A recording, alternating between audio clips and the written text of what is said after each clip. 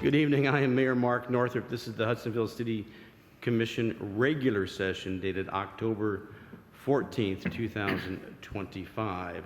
Would the clerk call the roll, please? Different spreadsheet. Commissioner Bullheis? Here. Branson? Here. DeBrey? Here. Grote? Here. Camp? Here. Nitre? Here. Mayor Northrup? Here. Would everybody please rise for the Pledge of Allegiance? I pledge allegiance to the flag of the United States of America and to the republic for which it stands, one nation, under God, indivisible, with liberty and justice for all.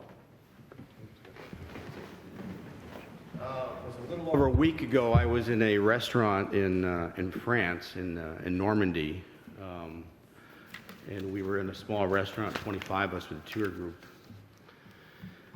And there was a bottle of booze that got passed around for shots. We were celebrating the day that we'd been at Omaha Beach, and I was asked to give a toast to the 2,000 soldiers that left their lives on Omaha Beach in June 6th and 7th of 1944. During that toast, everybody in the restaurant stood up and we all sang the national anthem. For those of you who know me, it's a very emotional event, having been to Normandy for a week and have wandered the battlefields and to understand just the carnage and the death that we had to go through to liberate a continent. So tonight I would ask that we just do a moment of silence for all the soldiers here and past that serve our nation.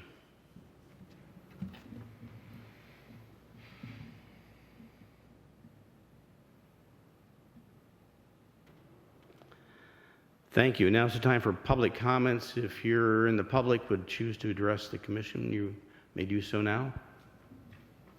Tyler, I just want to make sure, are these YouTubed available? So, Mr. Mayor, we're working on that to establish the city's YouTube channel. I'll have a conversation today after this meeting about getting those up, down, and I'll shoot out an email accordingly. So we should be able to start seeing these again. Yes, sir. Now with the WCET transition. Yep. Okay, very well. Now is the time for consent agenda items. There are 4.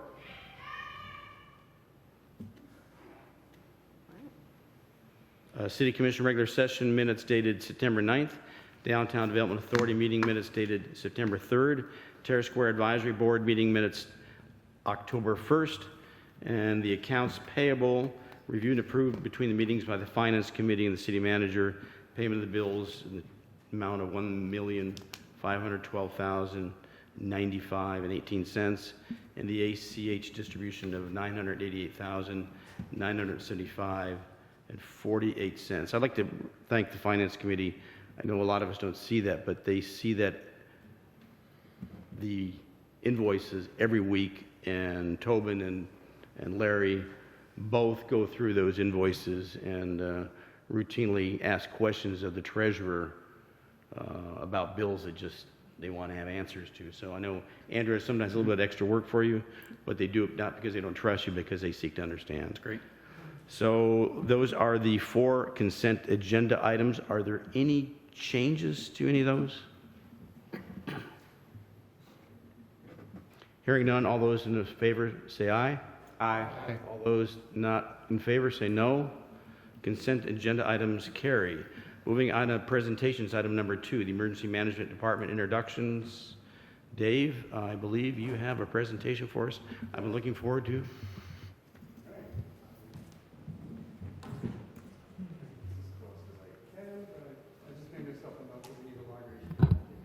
Oh, we have an extension somewhere. All right, so Grab the mic. I'm going to glue those in place. I need to make a little bit. Okay. You can pick that up and move it over You there. can move it over. Oh, yeah, it's wireless. Look at that. It's a miracle. Perfect. All right, so thank you for giving me a little bit of time tonight. It's been quite a few years since I gave a department overview to the commission. I'm not sure, you might have heard it, but I'm not sure how many others, if anybody, was on the commission at the time. So we're overdue for getting you guys caught up on what it is this team does and why and for how long.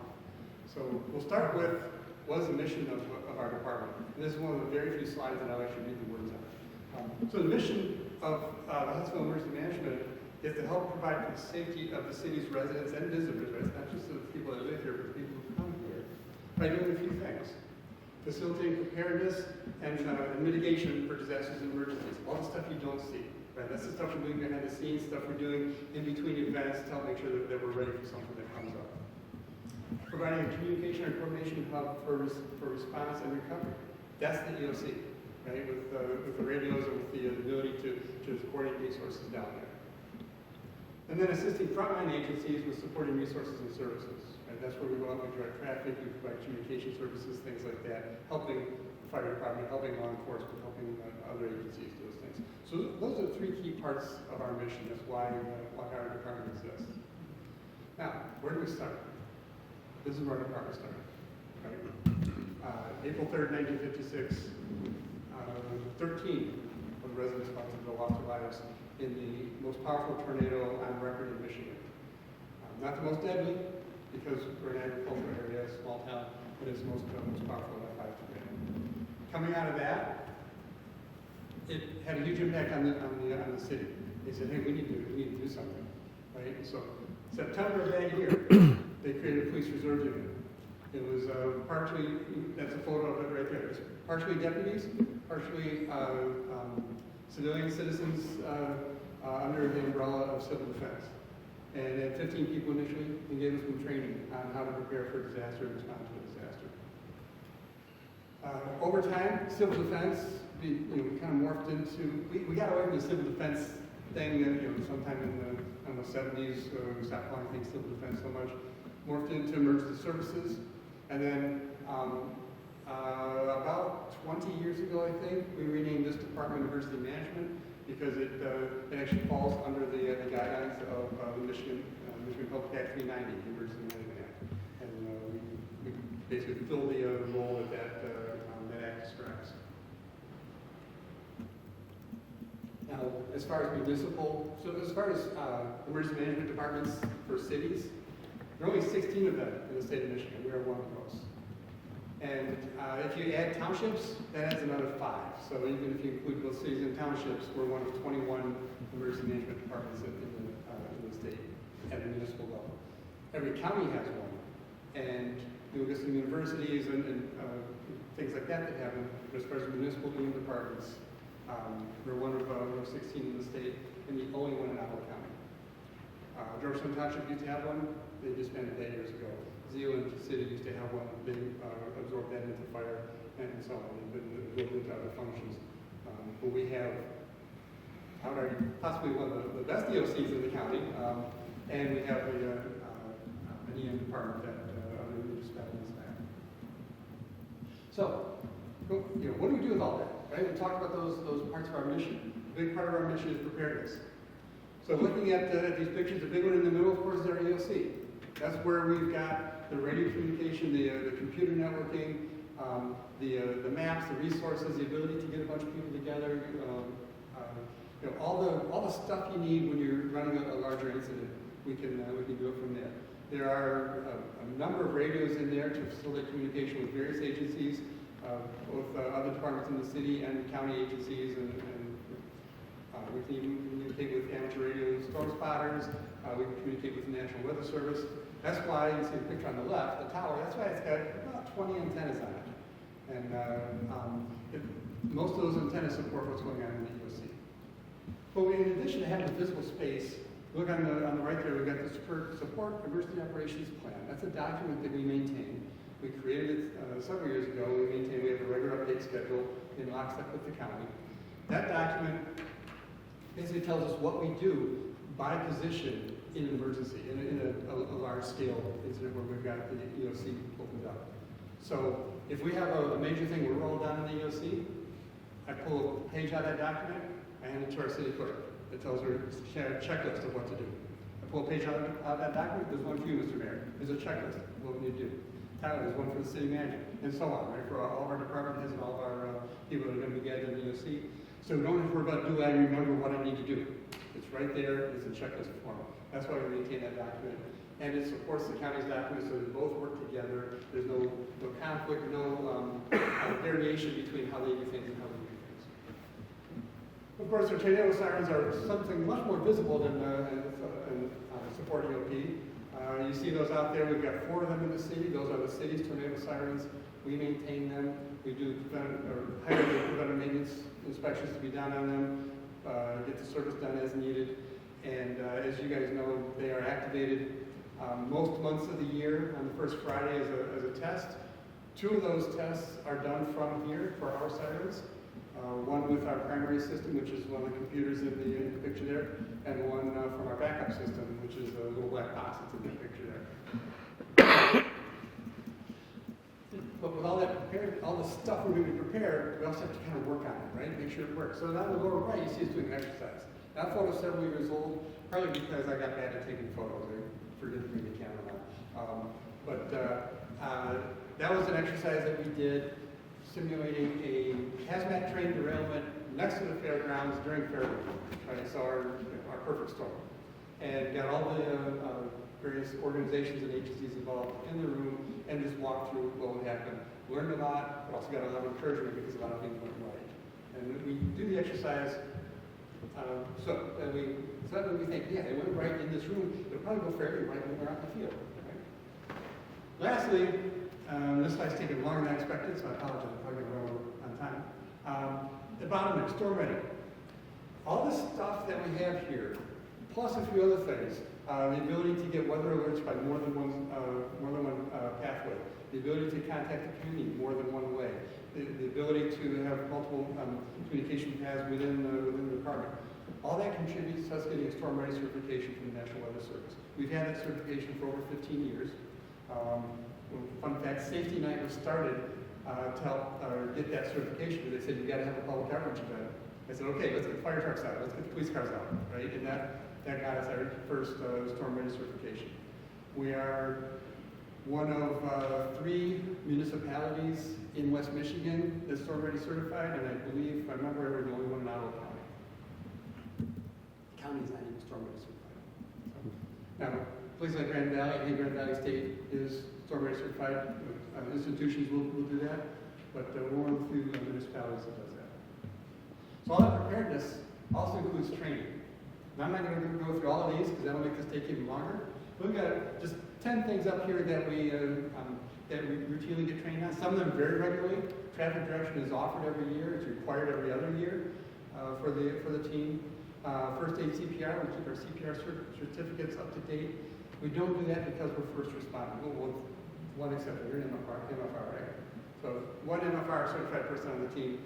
But we don't do that because we're first responders, but because we might be the one standing there when somebody in a parade trips and goes boom and now they're bleeding, right? So we need to know how to at least get bandaged on, some basic stuff. And the FEMA ICS training, that's to make sure that we can work well with the county, we can work well with the state, with other agencies, other departments. If something's bigger than us, we can plug and play right into a larger initiative because we're all speaking the same language, we've all gone through the same training. All right, so we use all that, for one thing, in planned events. These are pictures from this year's fair. So we're out there directing traffic, making sure that people get in and out in an orderly fashion without anybody getting hurt, and with as few people as possible getting really tipped off. It's a lofty goal, I know. Yeah, we're out there 6 nights at the fair, typically a 6-hour traffic detail, and one of the guys on the team, Ryan, I believe, was at the appreciation dinner that the fair board puts on. And what did they tell you, Ryan? They couldn't do it without us? They couldn't do it without us.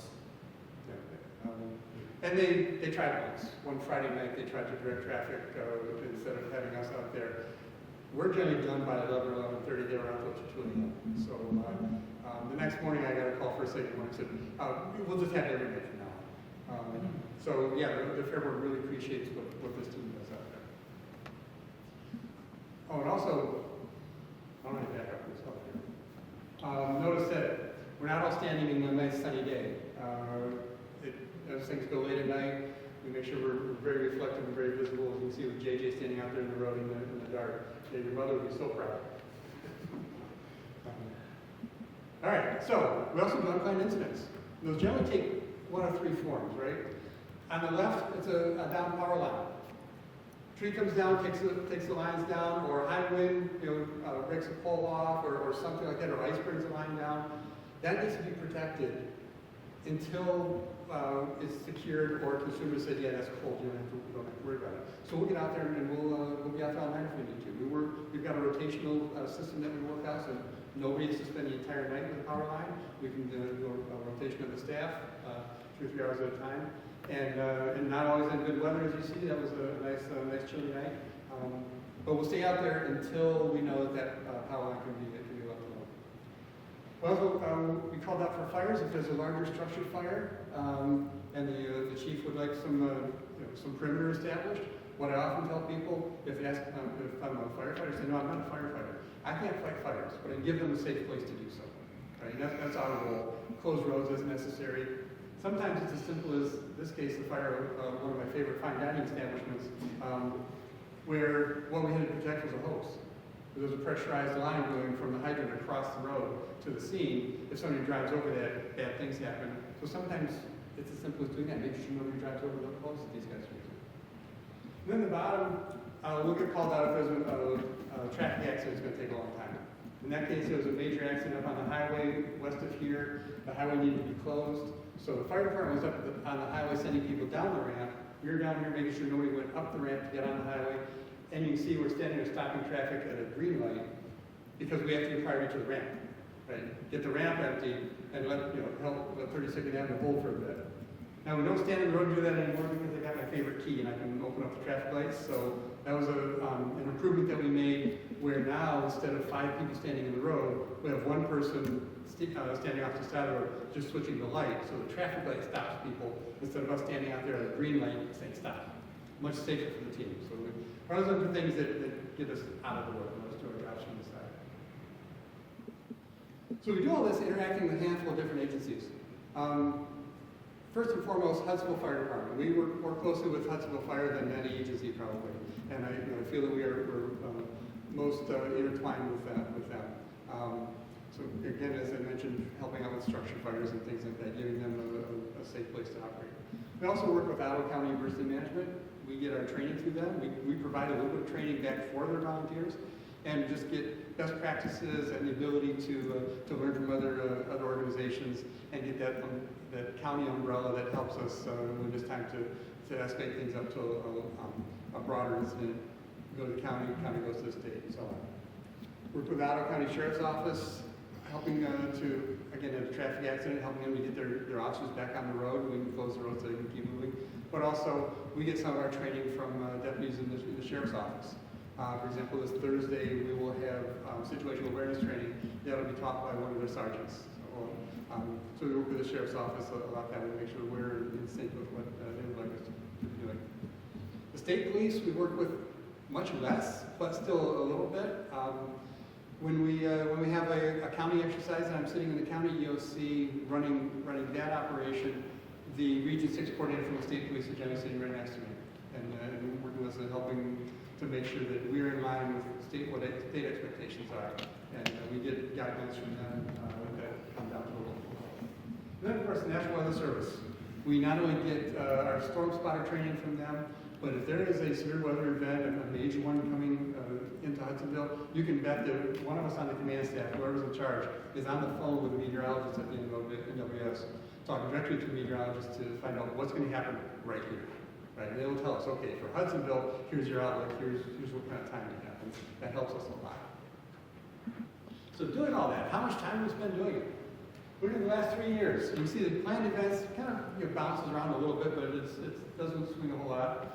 Unplanned incidents that we got called out for has gone up.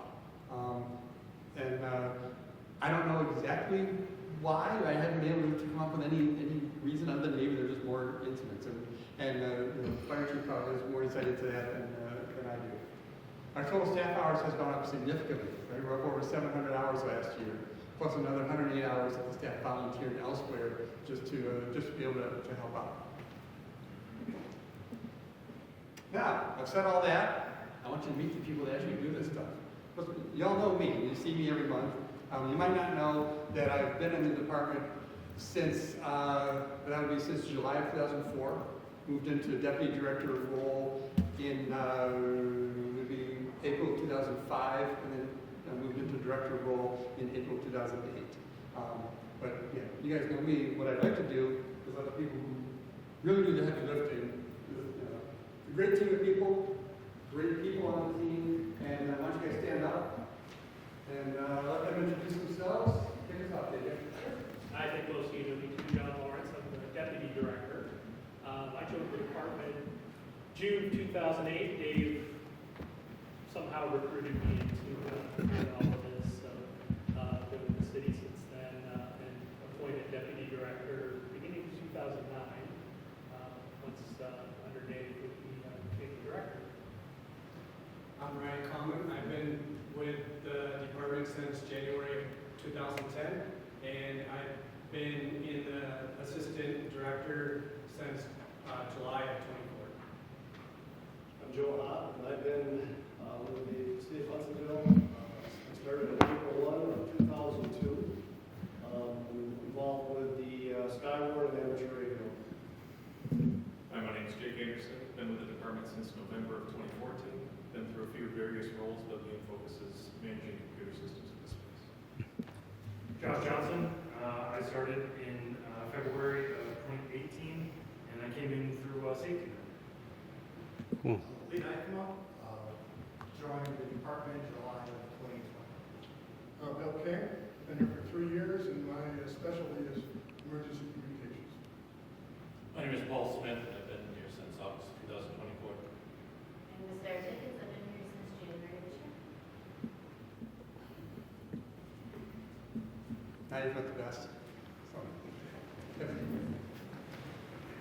all right. So, any questions before I shut up and sit down? I just have to say, I don't know how other communities manage their events without a cadre of professionals that you put together, Dave. How do other communities do it?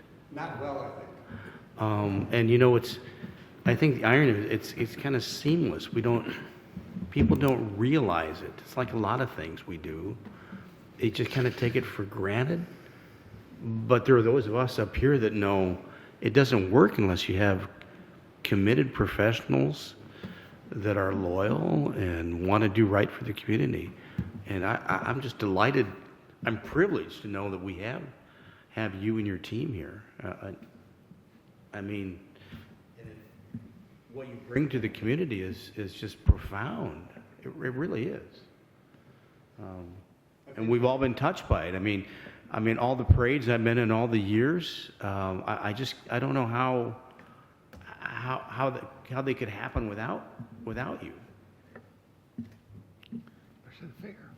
Or the fair, or any of our events we have in the city. And I think you touched on a key word in what you said. You said committed. Every person on this team will let me wake them up in the middle of the night, right? And every person on this team turns out for as many events as they can, right? Because they're committed to this.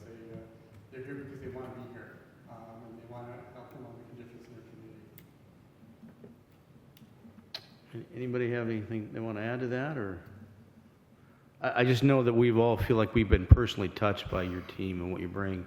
I guess what I really didn't realize, you have specialists in each field here, in ham radios, in IT, communications. You've obviously have a team here that has skills that make a team work. It's more than just a guy standing out there directing traffic, and that's part of it, but that's just a small part of it. So hats off to you and everything you brought to the city. Thank you, sir. And thank you. Anything else? I'll make one quick comment, Mr. Mayor. I know Mike Klosterhouse, our facilities director, and you and perhaps some other folks in the last couple of years put a lot of time and intention into making the office downstairs, the meeting room downstairs, something that, if needed and called upon, is ready to go to help protect the city. And from when I got here till now, it's one of my favorite rooms to show when folks are visiting City Hall. So kudos to you and, Mike and team. It feels good knowing that the setup we have down there is ready when needed. So well done. Thank you, Dave. All right. Want me to roll into my monthly report? Yep, go ahead. By the way, your team doesn't need to hang around for the rest of the meeting after this. Yeah, you guys can bolt at any time. I won't take it personally, trust me. All right, so month of September, relatively quiet with one bright spot, roughly mid-month, of course. We did have a tornado siren test, of course, and that one was activated. Our 4 sirens were activated from the EOC downstairs. We used the backup system for that because we used the primary system in the spring, and the backup system is actually the system that I used the one time I did it for real because it's easy. You turn a key, you push a couple buttons, and the sirens go. But it's always good to exercise it and make sure it works. And of course, all of our sirens work just fine. And of course, we had safety night. I think it was a good event, and we've already been talking about what we want to do differently next year to kind of, for our department's presence, ramp it up just a little bit.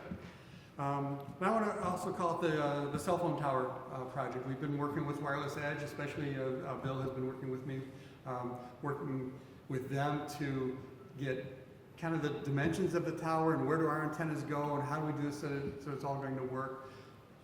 We're down to where any problem that's left is a solvable problem, right? So I'm not sweating the ability to actually pull this off. I think it's all going to be feasible. Any questions? Hearing none, thank you, Dave, and thank you to your team. Then they're all here, every one of them. Call the fire chief. You're up, Chief Esmer.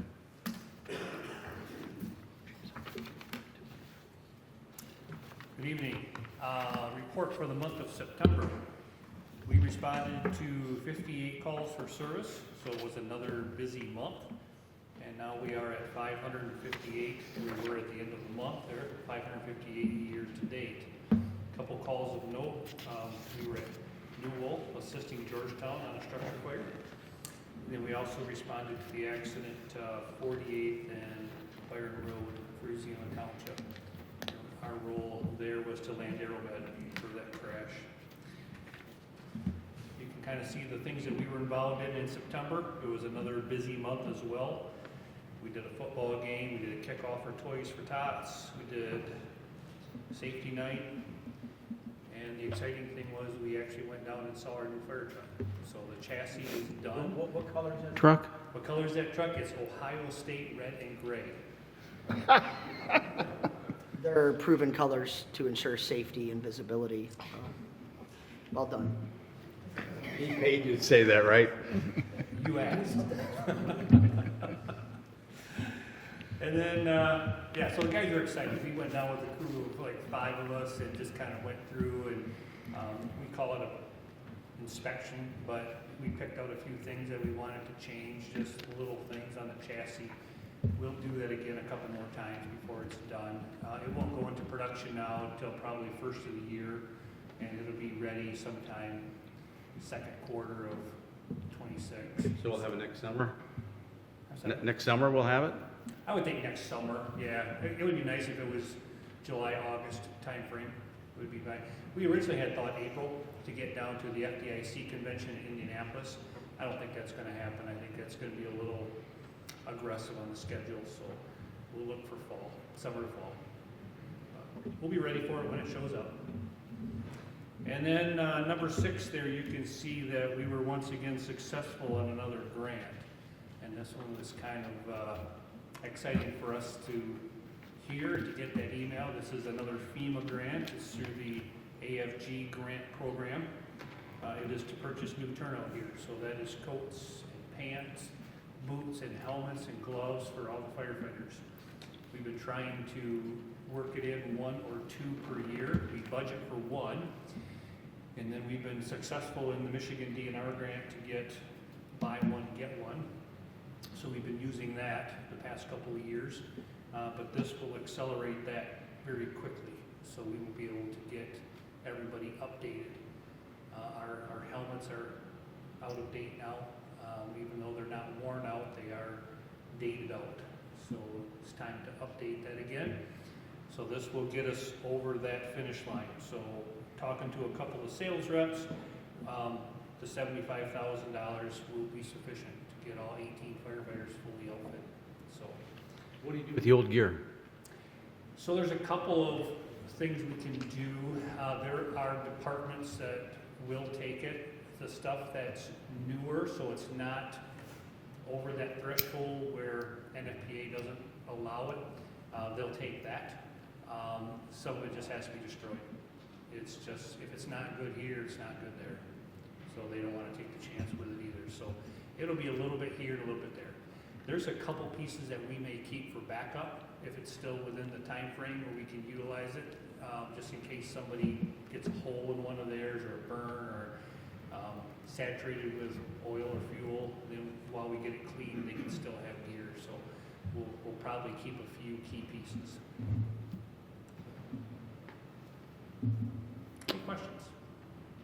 Any questions or discussion for the chief? Congratulations on that grant. Tyler was so excited, he called me in the middle of the night. But he said I couldn't tell anybody. What? I think he wanted to give me opportunity to break it to my team. So that was a happy email to send out on that Friday morning and just let everybody know. But yeah, I called Tyler as soon as I had heard of it too, just because it's pretty exciting. So, I had to keep the secret knowing he couldn't. I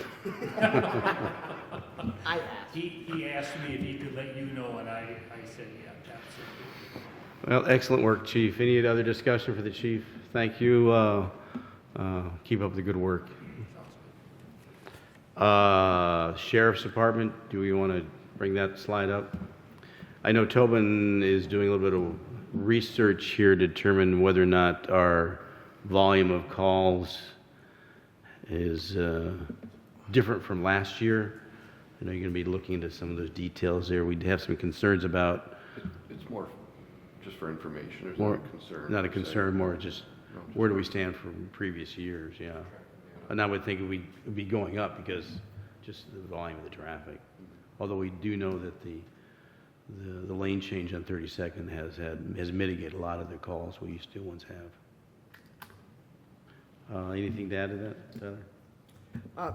Nope, I got with Lieutenant DeVries, who's pulling that data. And, you know, in all honesty, Mr. Mayor, that's, Commissioner, appreciate it. That's something we should be looking at every year. Clearly, there's more story behind the data than what it is, but for tracking purposes and, you know, as the city grows, constantly looking at that minimum yearly, I think what would be a best practice that we instill.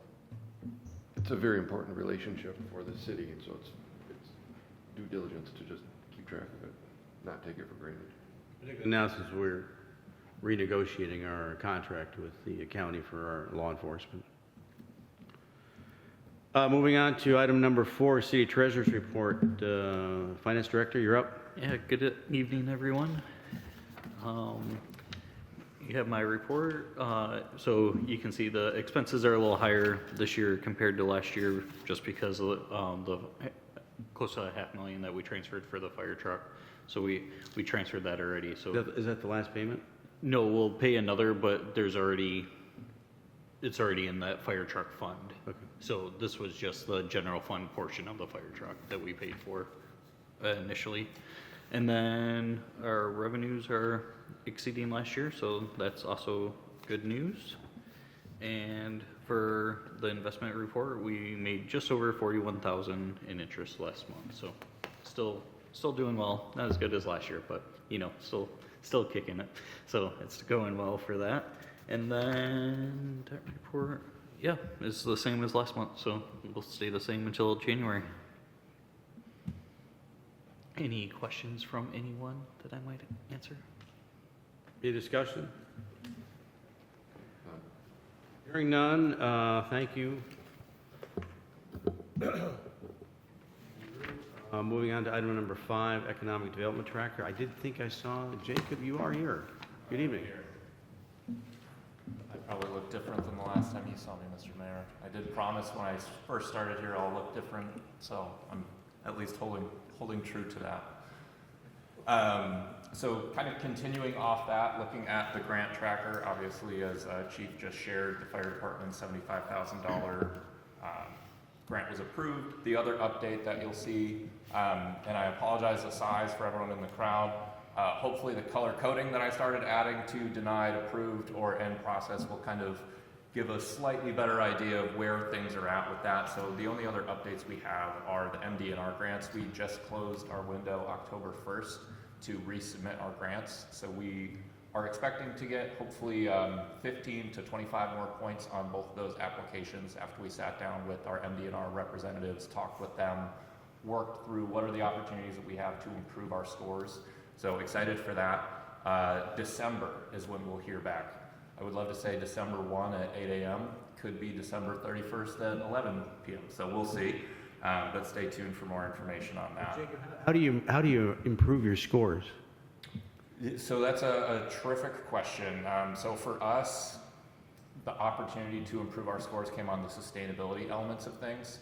So easy point pickups for us would be, we didn't have any plan to originally put recycling bins in with some of those grants. So putting 3 recycling bins in where every trash can is, that gives us points that we didn't have before. So just easy little things that working through with the MD&R rep to actually say, we got 0 points here, there's an option up to 15. Even if we can't get the full 15, can we get 5? Can we get 10? Working through with them on that. So step by step through that application, but sustainability was a big part in both the trust fund and the recreation passport for us. So that's where point improvements came for us. But working my way down just through economic development first, Brownfield Redevelopment Authority, on track for that. All we have to do is appoint our board members. The bylaws are drafted. So as we have projects come on, be excited to take advantage of using our own municipal brownfield next year, hopefully. Lakeshore Advantage, I did have an informal sit down with them earlier this summer. They just did a quick office visit in the last couple of months. Tyler and I will be sitting down with them on October 28th to actually sit down, talk about what activity, what projects, what movement do they have in the city of Hudsonville, being jobs, any housing retention numbers that they use to track their stuff, and what's our dollar amount and our ROI on the investment that we're getting from Lakeshore Advantage. So more information on that coming soon. If anyone's got comments, questions, concerns that they want to put towards the Lakeshore Advantage team, please get in touch with me on that.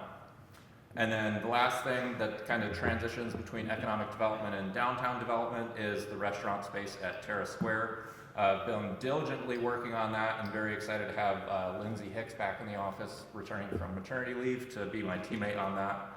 So excited to see what we can do there. We've been dancing with one entity, an established name, so excited to see what opportunities there are there, but also open to all ideas to create a space that really builds towards what we're trying to do with our goals downtown. And then transitioning into downtown development, the Triangle property, Tyler and I are going to be sitting down next Monday with the Moxie Group. They've reviewed the purchase and development agreement. Their legal team has provided notes on that. Our legal team has their notes from that. So our goal is to hammer the rest of that out next week and then present that P&D agreement in full at the November DDA meeting.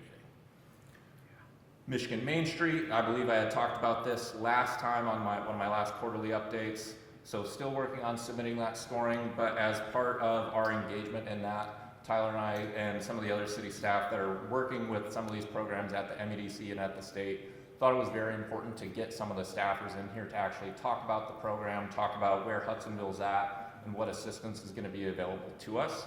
So when we have our joint meeting in November with the DDA, the BRA, the Planning Commission, all that fun stuff, we are going to have Lee from the Michigan Main Street team. She'll be with us virtually. And then Julia from the RRC team, both within the MEDC office, will be with us to talk about where Hudsonville's at, RRC status-wise, and what we can do with the Michigan Main Street program.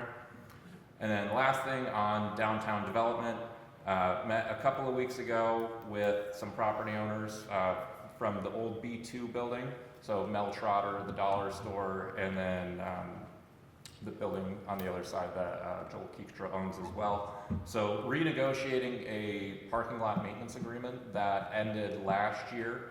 But working with them in good faith as they put a lot of time, effort, and energy and their money as well to maintain that lot. So what is a good partnership that we can have as the DDA and as the city with those business owners to continue to beautify the spaces that we have in the town. And then just on the big ticket item, the Village Green, last week we had two really terrific site visits out to Royal Oak and Birmingham. Royal Oak, I think, is a very interesting case study. It's a terrific civic center. It was a public-private partnership project that they did. A really interesting finance avenue with them too. Instead of using a traditional TIF, they did a reverse TIF. So happy to have more conversations about that, answer questions about that.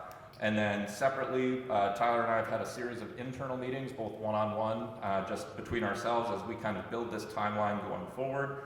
But then we've also met a couple of not developers, but a couple of consultants and a couple of groups, both on the design side and on the development and the kind of the purchase development side, to talk about what a partnership looks like as we go towards that Village Green and what the model looks like of who's going to own what and be responsible for what there.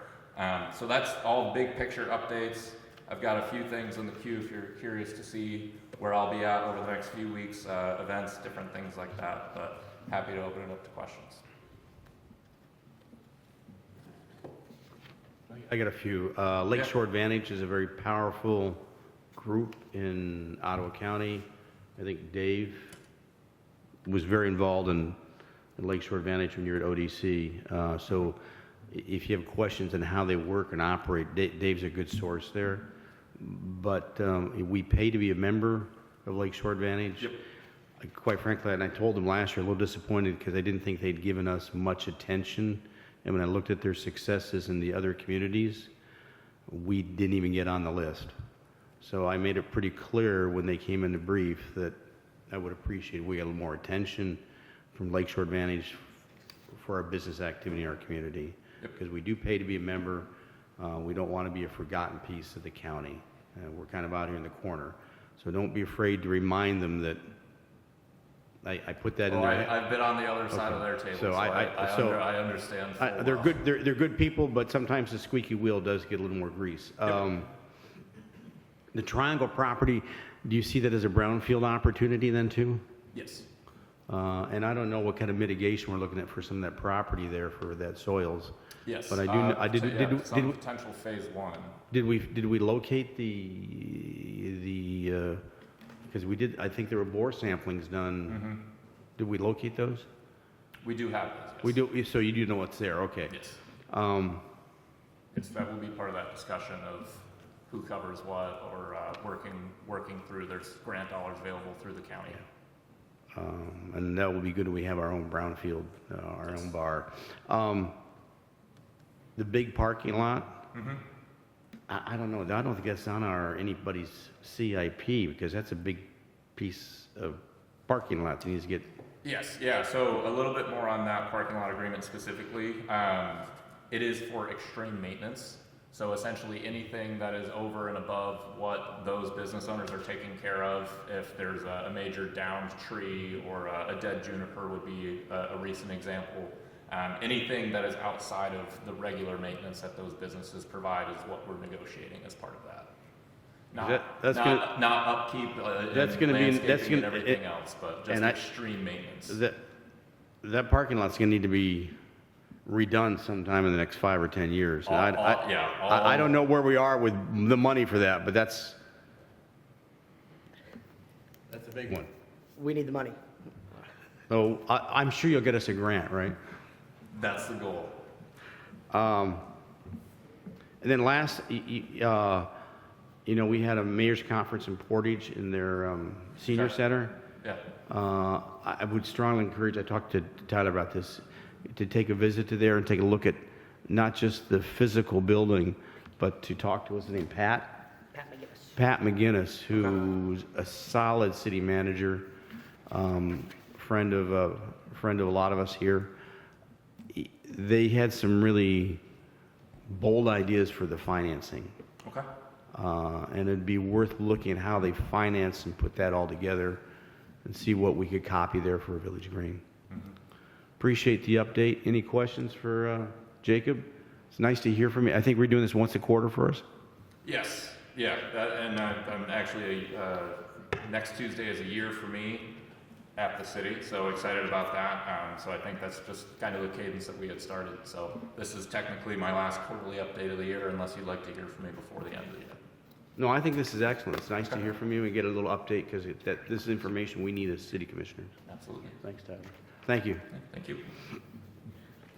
Moving on to new business, amendment to the library card and circulation policy. Is there a motion? Motion to adopt the amended library card and circulation policy to include the section of refunds. Second the motion. It's been moved and supported. Dave, you sit on the library board. I'll let you give us a little brief update.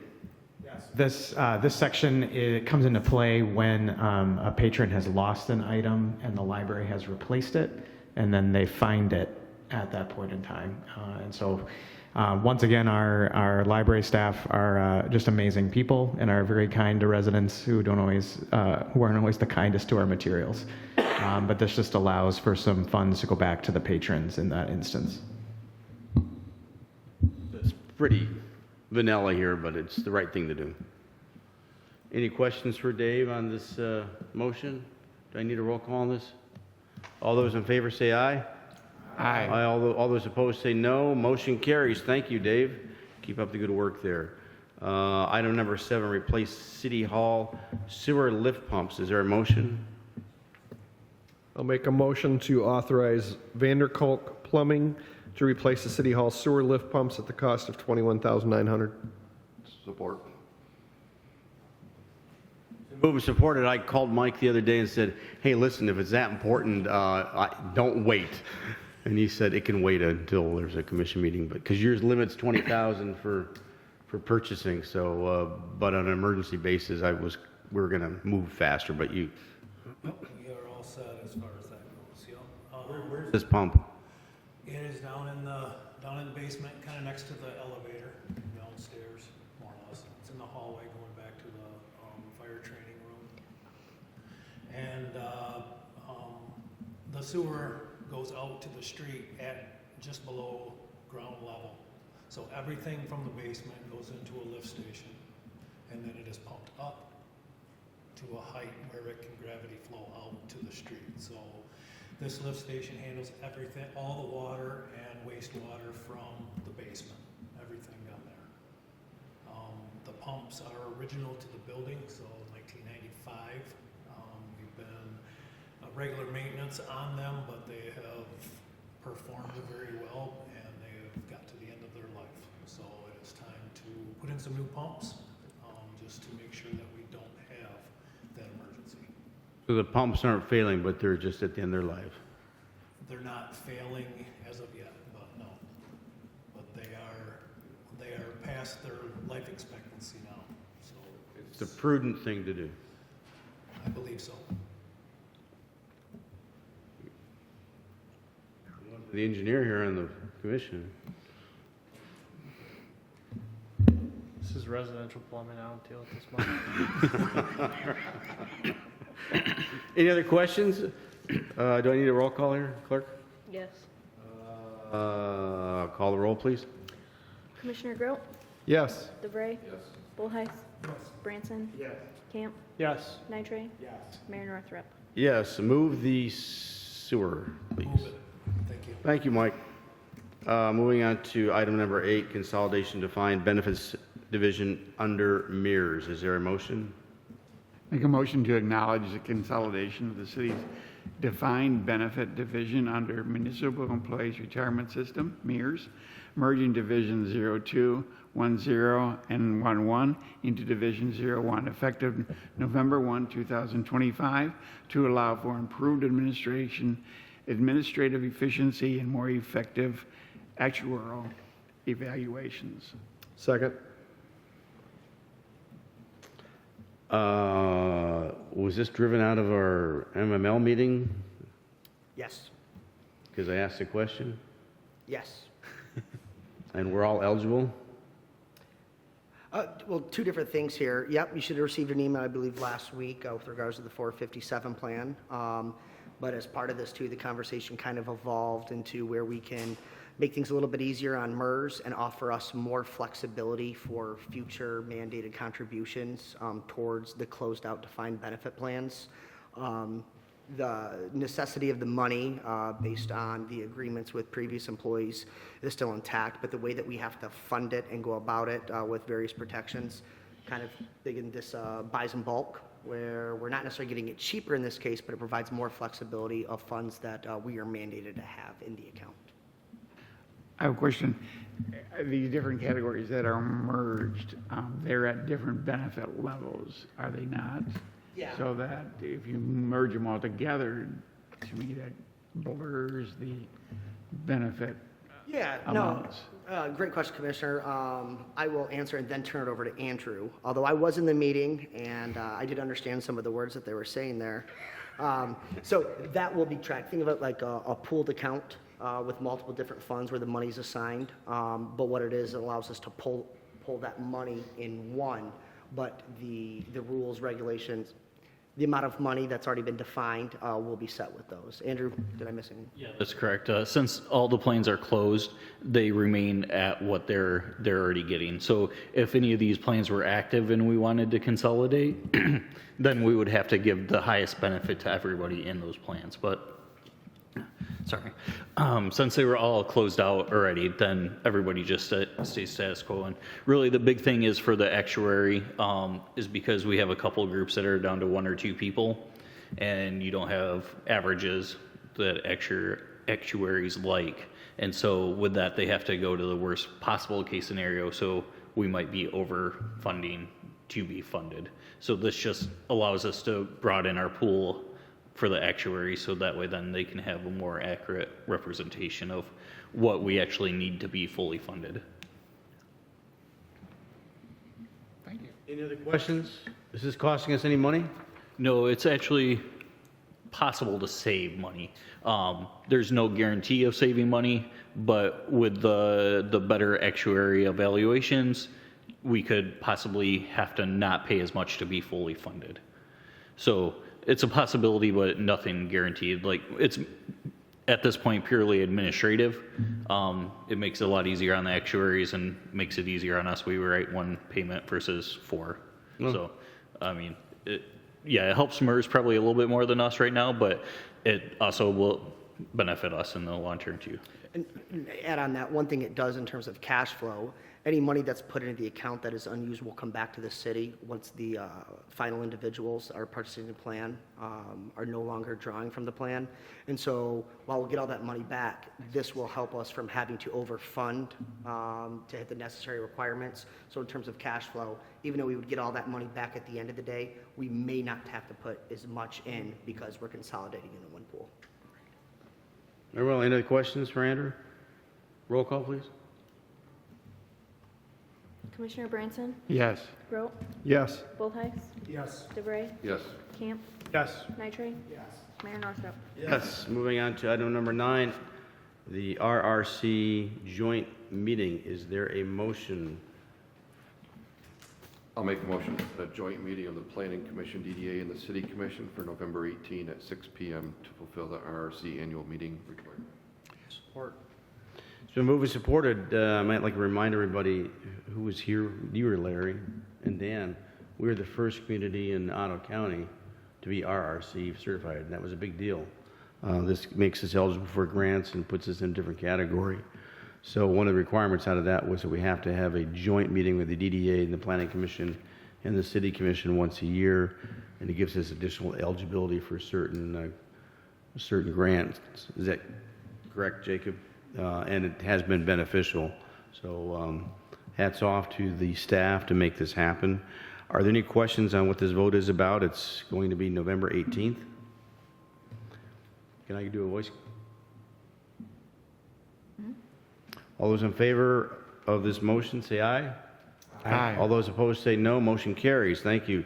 Moving on to item number 10, public participation rules approval. Is there a motion? I'll make a motion to approve the public participation rules as presented to be displayed at future City Commission meetings. Second motion. So move supported.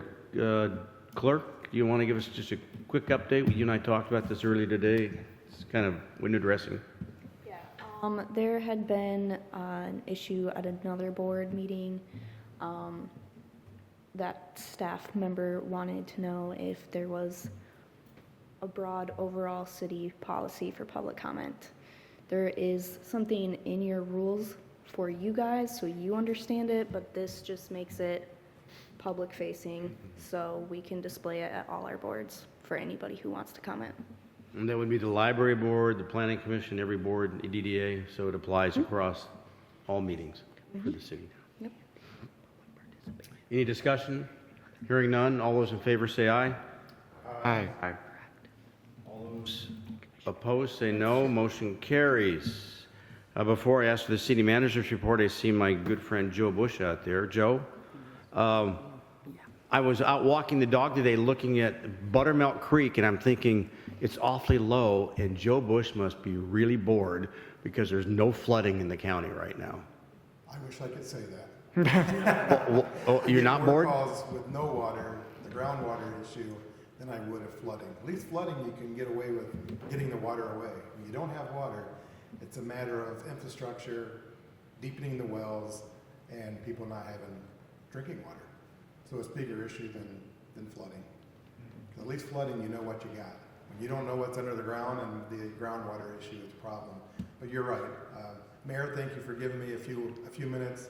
I told David I had a 20-minute presentation, but I don't. First, I just want to say thank you to the men and women here on the volunteering service that they do and all the good things they do for the city of Hudsonville. I see them all the time, so I appreciate their help, and I appreciate this council as well and your partnership on all the drain projects we do.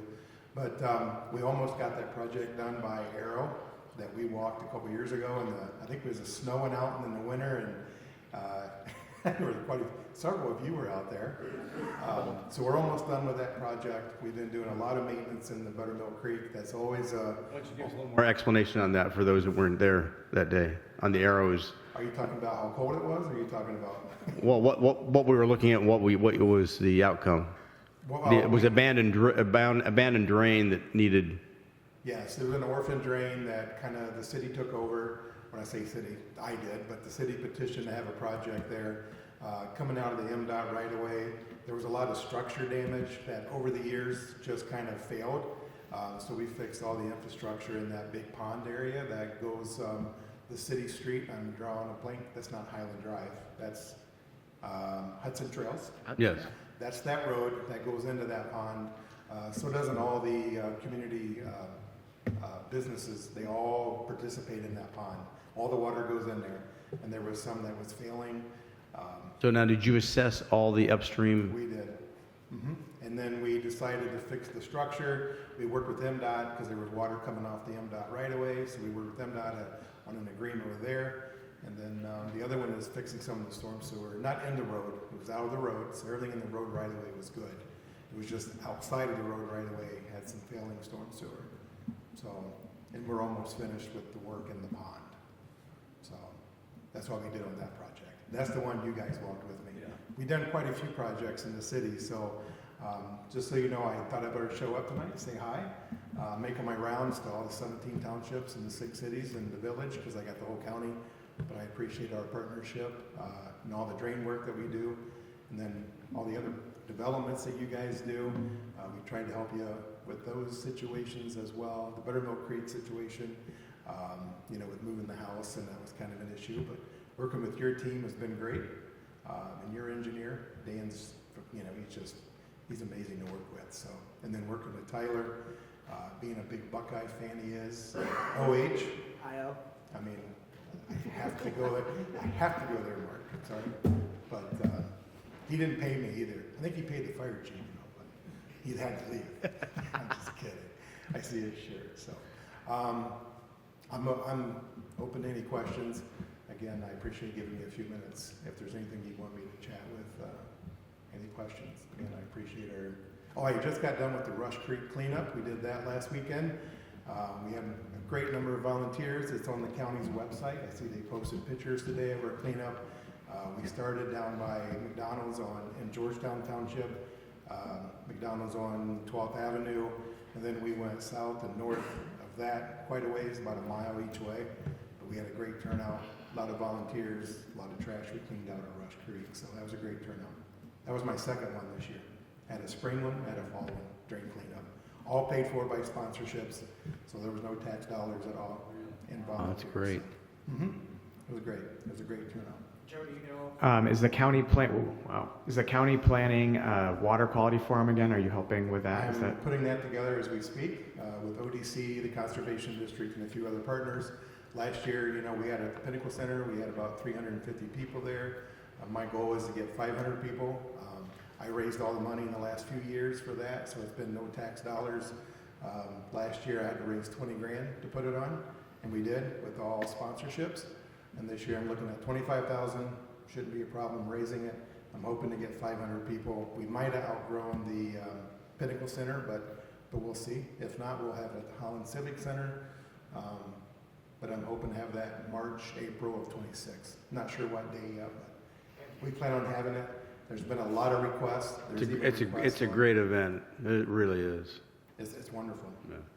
I love the participation. I love people. I love the kids that show up and present from the Career Line Tech and the natural resources.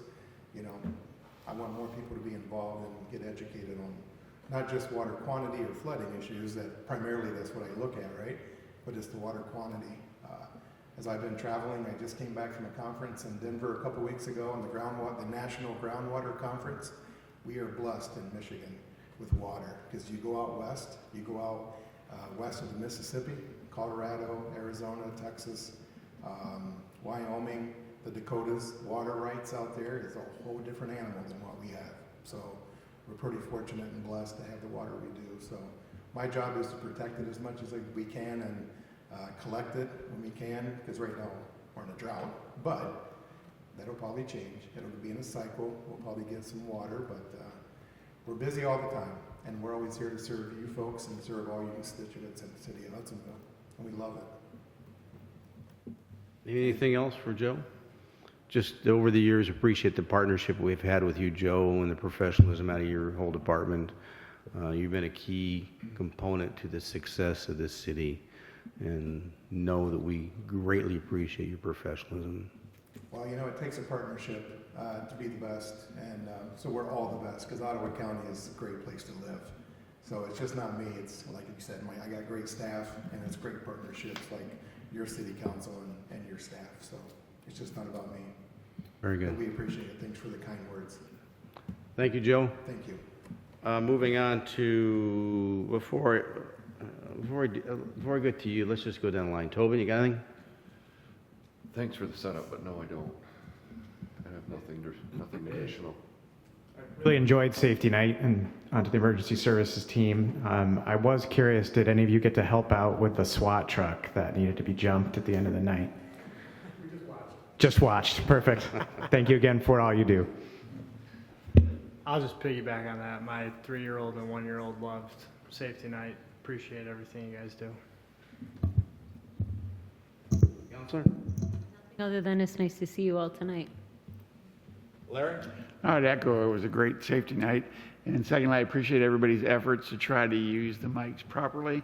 Obviously, we all want to be heard and want the audience to hear us. So the extra effort, and I know it's an unusual all of a sudden to hear yourself, but I appreciate the efforts.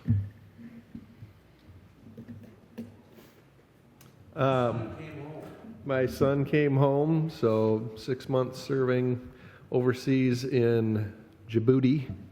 If anybody knows where that is, Northeast Africa, underneath Yemen.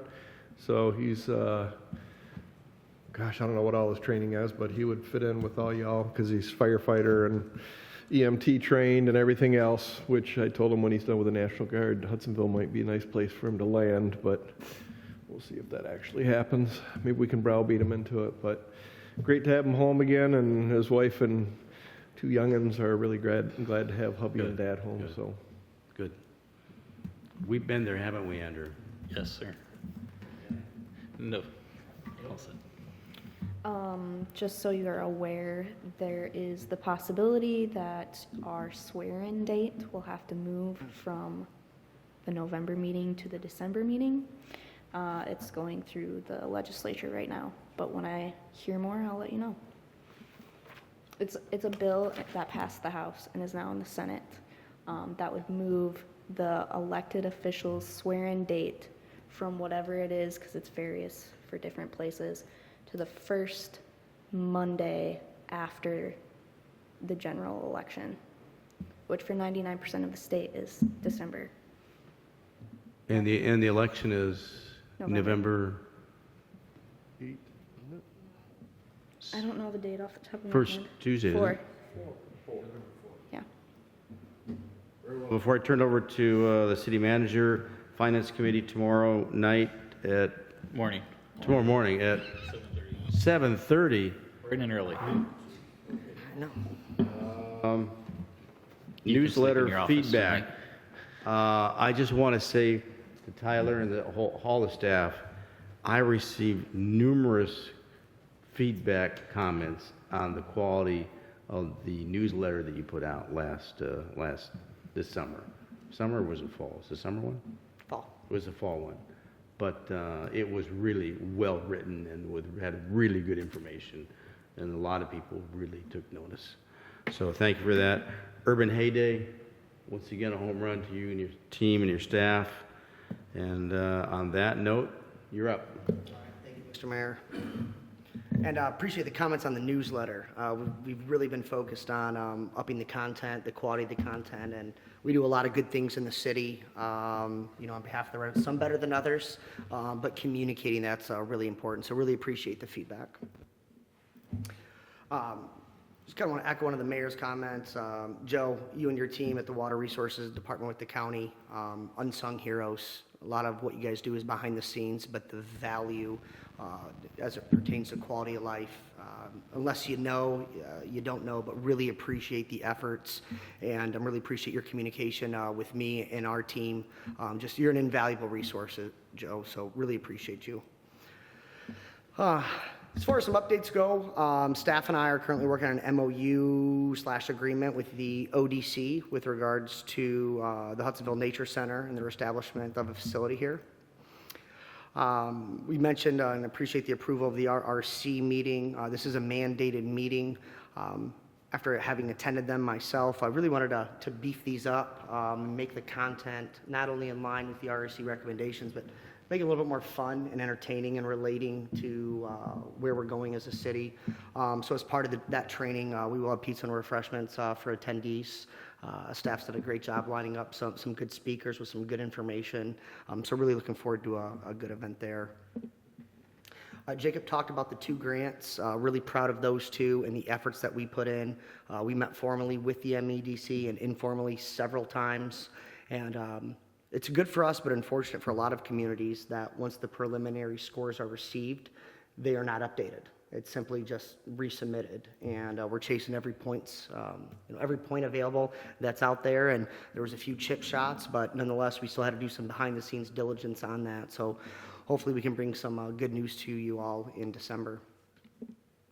The 32nd Avenue repavement project, as you're most likely aware, concluded a week early.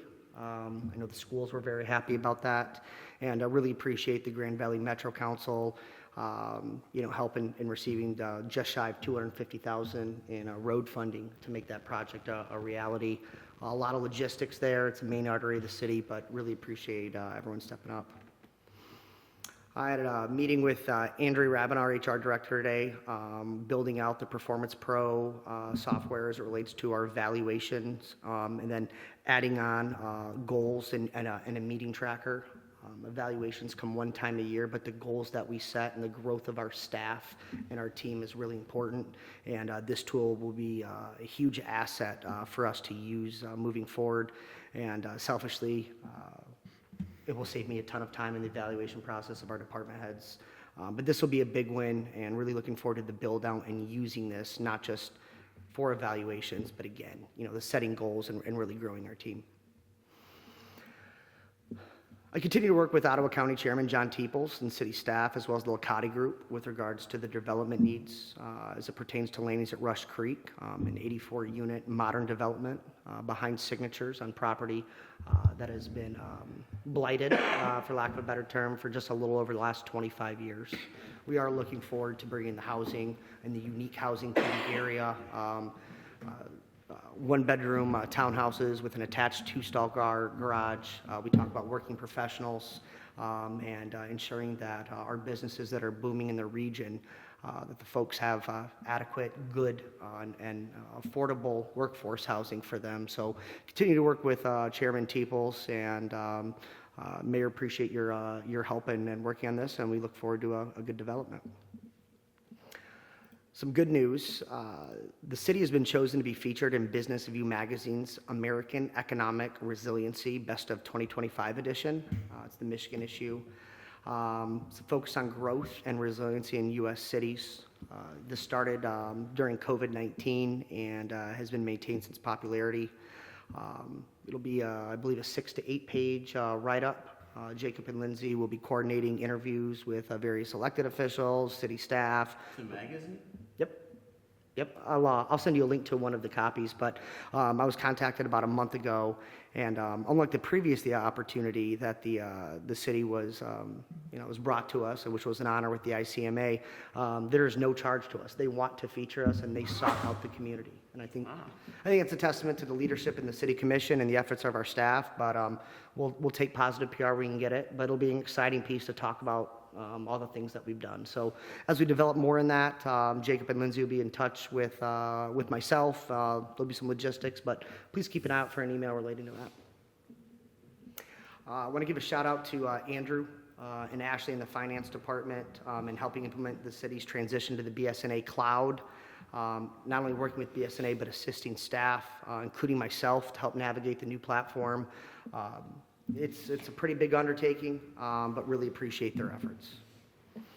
It's been mentioned, but I want to mention it again. A huge shout out to Bryn Bale, sorry, Bryn, got married last month. To Bryn Bale in the Community Engagement Department in the Chamber for leading not only a very successful safety night, but Urban Heyday as well.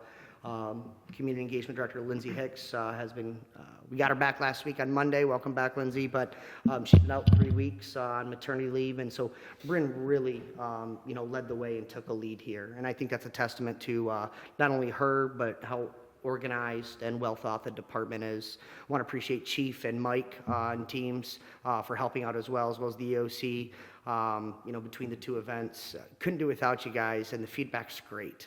They're great events, and I know it takes a lot of work, but I'm really appreciative of what you do on behalf of the community. And as I mentioned to Water Resources Commissioner Joe Bush, the behind-the-scenes planning folks don't know about. They don't see how much time and effort we put in to put on safe and well-worth events. So really appreciate you all. And then finally, and it wasn't the middle of the night, Mr. Mayor, I believe it was around 9:30, there was a glimpse of sunlight. You don't know what time I go to bed. Fair enough. But want to give a shout out to Chief for leading the way with regards to the FEMA Assistance to Firefighters grant. The total award amount was $71,429 with a $3,571 city match. Jacob, appreciate your efforts there. Reviewing the grammar, the language, making sure we're hitting all points with the grants. And we have success here.